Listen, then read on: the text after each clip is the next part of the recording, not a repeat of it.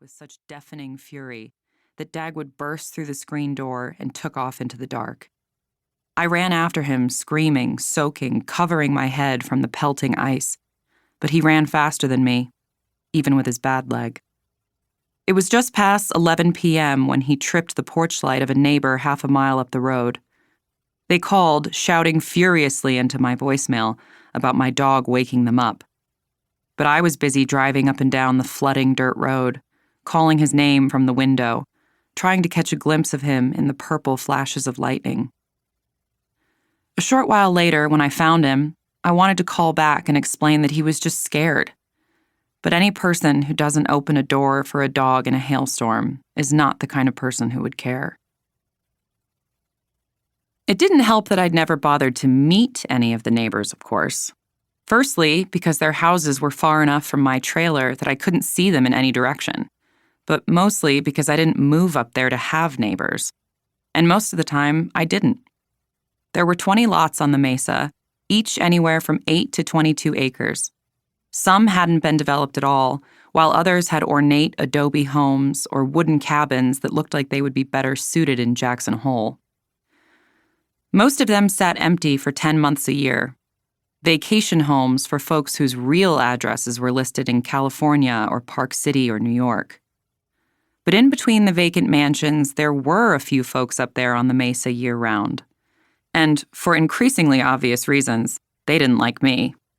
And that was okay. I didn't like them either. By the time I wound up out there, I didn't like anybody.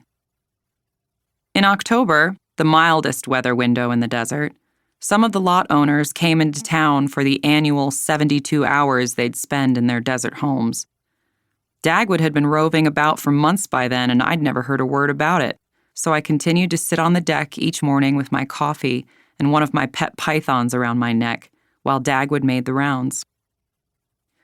One morning, as I sat naked in the sun doing some writing, I heard what sounded like a car coming up my driveway. All 4 dogs took off in a cloud of dust, barking mad. I nearly fell out of my chair, rushing back inside to grab a robe. By the time I emerged, the dogs were still barking wildly, but had, nonetheless, escorted a red SUV right up to the trailer. I stood on the porch beside the shattered remnants of the coffee mug I'd kicked over in the frenzy. The car was so shiny, too shiny. The starkness of it against the grainy desert landscape was jarring, as if a blood-red knife had slashed through a painting, an ink stain on a love letter. An older gentleman's face appeared behind the descending driver's side window. I took only one step closer down onto the dirt, arms crossed, and leaned my body ever so slightly to the right, as if peering around some imaginary tree. He wasn't smiling. "Your dog was over at my place, this yellow one here." He pointed straight down at Dagwood, who stood beneath him, beaming, as if to say, "It's true, I was." "Oh," I said flatly. "What was he doing?"